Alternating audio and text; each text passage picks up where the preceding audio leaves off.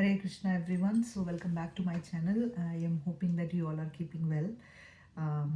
Please channel को subscribe करें अगर अभी तक आपने नहीं किया है, और अगर आप वीडियोस को पसंद करते हैं तो शेयर करें, लाइक करें। आज हम बात करेंगे कंटिन्यूशन में जो हम कल बात कर रहे थे। प्रीवियस वीडियो में आपने देखा होगा that action Karma, every action has an equal and opposite reaction. हमने पढ़ा बचपन में जब हम स्कूल में पढ़ते थे, और जो कि सही है। काफ़ी हद तक हमें ये जीवन में रियलाइज़ हो जाता है कि हम जो भी कुछ कर रहे हैं उसका कोई ना कोई रिएक्शन हमें मिलेगा, कभी ना कभी मिलेगा। हमें नहीं पता कि कब, बट कभी ना कभी अगर हम कोई बीज बोते हैं तो वो फल के स्वरूप में, पेड़ के रूप में बाहर आएगा। कुछ बीज होते हैं जो फास्ट ग्रोइंग होते हैं, जैसे सरसों का सीड आप डालो और एकदम से सरसों की खेती हो जाती है। कुछ बीज होते हैं जो आप डालो और काफ़ी समय लगता है उसको आने में, फल को आने में, पेड़ को आने में। तो डिपेंड करता है कि हमने किस तरह का कर्म किया है, उसके अकॉर्डिंग हमें उसका रिएक्शन मिलेगा, लेकिन हमें देखना पड़ेगा। तो हमने लास्ट वीडियो में समझा कि चाहे अच्छा है चाहे बुरा है, जो भी हमारे जीवन में हम सफ़र कर रहे हैं वो हमारे ही एक्शन, जो हमने कर्म किया है उसका रिएक्शन है। So don't blame God for everything, you know. We should accept this is our responsibility. जो हम कर रहे हैं वही हमें मिल रहा है। This is a cycle. तो आज उसी के बारे में हम बात करते हुए एक छोटी सी अगेन कहानी लाई हूँ आपके लिए, ताकि आपको समझने में और आसानी हो कि एक बार क्या होता है। एक फैमिली होती है, फैमिली का नाम हमको जैसे mister white, mister and Mrs white, उनकी फैमिली। तो वो खेती करते होते हैं, किसान होते हैं। बहुत टाइम से उनकी इच्छा होती है कि उन्हें क्रूज़ पे जाना होता है। तो वो बहुत समय से क्या कर रहे होते हैं, क्रूज़ के लिए पैसे इकट्ठे कर रहे होते हैं। तो जो भी उनका महीने में सेविंग्स होता है, मतलब जो भी अर्निंग होती है उसकी थोड़ी थोड़ी वो सेविंग करते रहते हैं, क्योंकि उनकी इच्छा होती है कि वो उस क्रूज़ पे जाएं जो सालों से वो वेट कर रहे होते हैं कि ये क्रूज़ होने वाला है, क्रूज़ का ट्रिप, और 2 साल के बाद, और हम सब पूरी फैमिली उस क्रूज़ पे जाएं। वो उनका अरमान होता है ना, डिज़ायर होता है। तो मिस्टर एंड मिसेस वाइट सारी जो अपनी अर्निंग्स है उनमें से सेविंग करके बहुत सारा पैसा इकट्ठा कर लेते हैं टिकट्स खरीदने के लिए उस क्रूज़ की। अभी टाइम आ गया, क्रूज़ का ग्रैंड ओपनिंग हो गया है और क्रूज़ 1 हफ्ते बाद शुरू होने वाला है। वो टिकट्स खरीदते हैं, जो भी उन्होंने सेविंग किया होता है उस पैसे से। अभी वो सेविंग किए हुए पैसे से टिकट्स खरीदते हैं, और दिन आ जाता है जब वो उस क्रूज़ पे जा सकते हैं, मतलब उन्हें बोर्ड करना है। 1 महीने का पूरा ट्रिप होता है उनका। बहुत एक्साइटेड होते हैं, क्योंकि आप इमेजिन करिए इतने सालों से उन्होंने इतनी मेहनत करी, पैसे सेव किए, टिकट्स खरीदी अपने और अपने बच्चों के लिए, ताकि वो उस क्रूज़ पर जाके, क्रूज़ मतलब जैसे बहुत से लोगों को पता होगा, बट एक बोट होती है जो बहुत बड़ी होती है, वहीं उसके अंदर ही रहना है, खाना है, होटल होते हैं, रूम होते हैं, सब कुछ होता है। पूरे आपके पास सब कुछ अवेलेबल है उस क्रूज़ पे, और वो 1 महीने के लिए पानी में आपको घुमाएगा और वापस छोड़ेगा समुद्र में। तो वो दिन आ गया जब मिस्टर मिसेस वाइट अपने फैमिली के साथ उस क्रूज़ के ऊपर बोर्ड करने जा रहे हैं। टिकट्स वगैरह सब उनके पास रेडी है, बहुत एक्साइटेड है। जैसे ही वो उस क्रूज़ के पास पहुँचे, उनका जो छोटा बेटा है उसको एक कुत्ता आके काट लेता है। तो बाहर की कंट्रीज़ में क्या होता है, अगर आपको ऐसे किसी डॉग ने या किसी जानवर ने काटा तो आप क्वारंटाइन घोषित हो जाते हो कि मे बी आपको उस कुत्ते से कोई बीमारी हो, और वो बीमारी दूसरे को भी स्प्रेड हो सकती है ना। तो क्वारंटाइन घोषित हो गया, जिसकी वजह से अब वो पूरी फैमिली क्रूज़ पे नहीं जा सकती। बेटा नहीं जा सकता, अब बेटे को छोड़ के माँ बाप तो नहीं जाएंगे, है ना। और ना ही कि अकेला खाली फादर चले जाए, खाली मदर चले जाए, एक जना रह जाए, ऐसा भी नहीं, अच्छा नहीं लगता। पूरी फैमिली टुगेदर, उनका मन था साथ में जाने का, बेटे का ध्यान भी रखना है। तो अब पूरी की पूरी फैमिली क्रूज़ पे नहीं जा सकती, क्योंकि बच्चे को कुत्ते ने काट दिया। अब आप इमेजिन करिए कितना दुख हुआ होगा उनको, क्योंकि पूरे टिकट्स रिफंडेबल नहीं है, क्योंकि वो उनकी चॉइस है। जो भी कुछ हुआ उसमें क्रूज़ का कोई उसमें वो नहीं है, गलती नहीं है, फॉल्ट नहीं है। तो टिकट्स कुछ रिफंड नहीं होगी।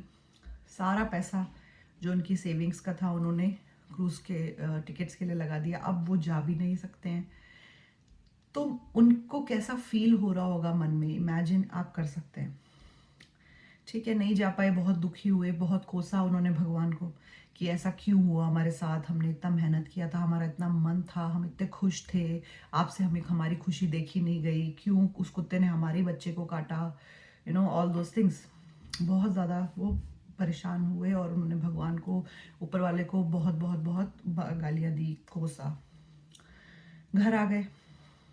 अब क्रूज तो अपने टाइम पे बोर्ड होना था, जाना था, क्रूज निकल पड़ा। अगले दिन जब न्यूज़ आई कि जो क्रूज था वो एक आइसबर्ग से टकरा के डूब गया और उसमें जो भी लोग थे वो सारे मारे गए। एक्चुअली में वो क्रूज था टाइटैनिक। जब वो खबर न्यूज़पेपर में आई, अब आप इमेजिन करिए, दो डिफरेंट सिनारियोज हैं यहाँ पे। पहले वो family, mister and Mrs white की फैमिली भगवान को कोस रही थी कि हमारे ही बच्चे को कुत्ते ने क्यों काटा, हम क्रूज पे नहीं जा पाए, हमारे सारे पैसे बर्बाद हो गए। वही फैमिली अब भगवान के आगे चर्च में जाके कैंडल्स जला रही हैं, उनको धन्यवाद कर रही है, प्रेयर मीटिंग्स अटेंड कर रही है, उनको ग्लोरीफाई कर रही है, थैंक यू बोल रही है, ग्रैटिट्यूड शो कर रही है। क्यों? क्योंकि अच्छा हुआ जो वो उस कुत्ते को ढूंढ रहे हैं कि वो कुत्ता मिले और हम उसको माला पहनाएं कि थैंक यू, आपने हमारे बच्चे को काटा जिसकी वजह से हम उस बोट पे नहीं जा पाए। अगर हम भी उस बोट पे होते तो शायद आज हम जिंदा नहीं होते। तो वही सेम फैमिली उस सिनारियो में भगवान को कोस रही थी, आज भगवान को थैंक यू बोल रही है। और जो दूसरी जो लोग क्रूज पर थे जिनकी जान चली गई, उनकी फैमिली अब भगवान को कोस रही है कि हमारे परिवार के साथ ऐसा क्यों हुआ, हमारे परिवार के साथ ही ऐसा क्यों हुआ। तो एंड ऑफ द डे एक बात समझने की है कि कोई ना कोई तो भगवान को कोसेगा ही, या तो वो फैमिली, या तो दूसरी फैमिली, या कोई और फैमिली। कहीं ना कहीं किसी के साथ कुछ भी गलत हो रहा है वो भगवान को ऊपर ब्लेम करेगा। बट पूरी स्टोरी से हमें ये बात बहुत इंपॉर्टेंट है समझने की कि कैसे लोगों का कॉन्शियसनेस, थॉट प्रोसेस और भाव बदलता है। वही फैमिली जो पहले भगवान को कोस रही थी, वही भगवान को बाद में धन्यवाद कहने लगी, क्योंकि सिनारियो चेंज हो गया। उसमें ना पहले भगवान ने कुछ किया ना बाद में कुछ किया। ऑफ कोर्स जो हमने पहली क्लास में इससे पहले वाली प्रीवियस वीडियो में देखा, every action has an equal and opposite reaction. उन्होंने कुछ ऐसा किया होगा जिसकी वजह से उनको ये मिला कि कुत्ते ने उनको काटा और वो उस जगह पे जाने से रुक गए, उस क्रूज में बोर्ड करने से रुक गए। That was their good karma. इसमें भगवान का कहीं कोई रोल नहीं है।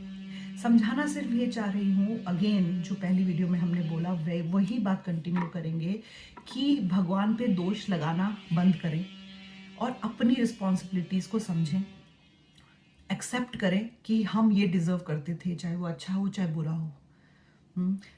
तब हम ज़्यादा पावरफुल और स्ट्रांग बनेंगे, मोटिवेटेड होंगे लाइफ के प्रति। जो भी चीज़ें हमारे जीवन में आएंगी उनको हैंडल करने की हिम्मत, शक्ति, ताकत, स्ट्रेंथ हमारे पास होगी, क्योंकि हमें पता होगा हमारे साथ क्या हो रहा है और क्यों हो रहा है।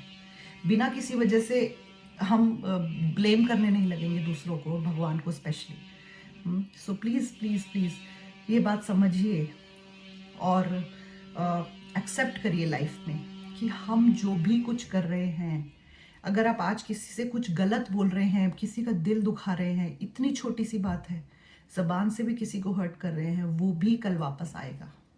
तो अगर आज आपका किसी ने दिल दुखाया है तो आप आज बहुत दुखी है और आप सोच रहे हैं कि ऐसा मेरे साथ क्यों हुआ, कभी ना कभी आप ही ने सेम ऐसा किसी के साथ किया होगा and it's just coming back to you, है ना।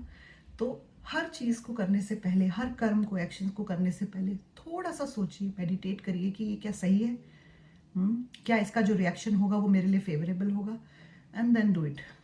अभी जब तक हम भक्त नहीं हैं तब हम उसके अकॉर्डिंग सोचेंगे। जब हम भक्त बन जाते हैं फिर हम अपना हर कर्म भगवान को, जैसा कि हमने पुरानी वीडियोस में देखा, अगर आपने मिस किया है तो आप जाके देख सकते हैं पुरानी वीडियोस में, कि भगवान को अपने लाइफ का सेंटर ऑफ अट्रैक्शन बनाएं।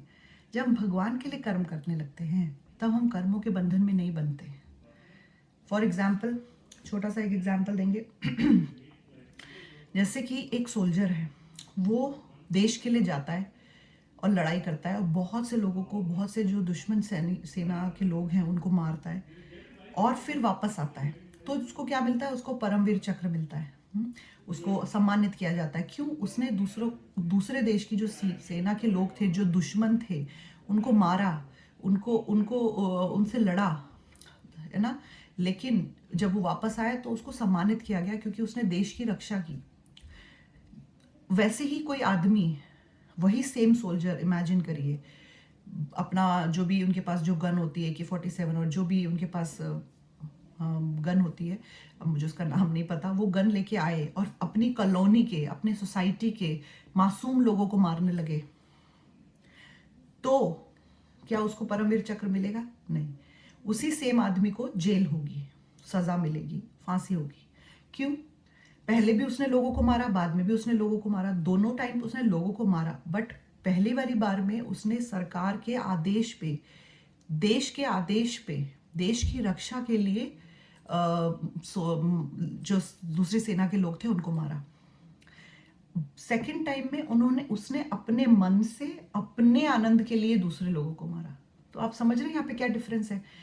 वैसे ही जब हम भगवान की इच्छा से, भगवान को बीच में रख के भगवान के लिए कार्य करते हैं तो उसका सारा क्रेडिट भगवान ने लिया है। वैसे ही जब वो सोल्जर जाके सेना पे लड़ रहा है तो उसका सारा जो ब्लेम है, जो उसने लोगों को मारा है, वो देश का है, हमारे प्राइम मिनिस्टर का है, हमारे जो रक्षा मंत्री उनका है कि उन्होंने आदेश दिया था और उसने किया। वही सोल्जर आके जब मासूम लोगों को अपने मन से मार रहा है बिना किसी आदेश के, तो वो अपने मन से कोई चीज अपनी प्रसन्नता के लिए, अपनी खुशी के लिए कर रहा है, तो उसको उसकी सजा मिलेगी, है ना।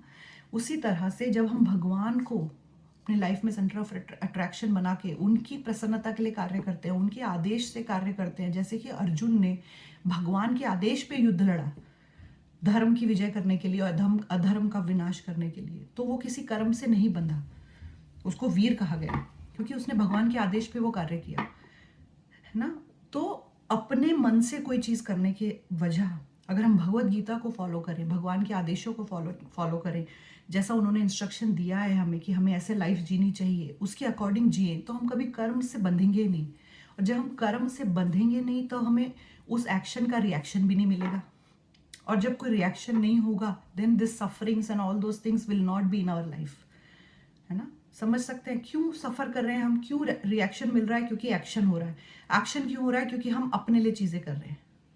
बट जब हम अपनी लाइफ को भगवान के ऊपर समर्पित करके भगवान की प्रसन्नता के लिए कार्य करने लगेंगे, जैसे वो सोल्जर देश की, रक्षा मंत्री की, प्राइम मिनिस्टर की प्रसन्नता के लिए उनके आदेश पे कार्य कर रहा था, तो वो उसके कर्मों से बंधा नहीं, और वो आया तो उसको परमवीर चक्र मिला, है ना। तो हमें भी भगवान के आदेशों के अकॉर्डिंग, कहाँ है भगवान के आदेश? कैसे पता चलेगा कि भगवान ने क्या आदेश दिया है?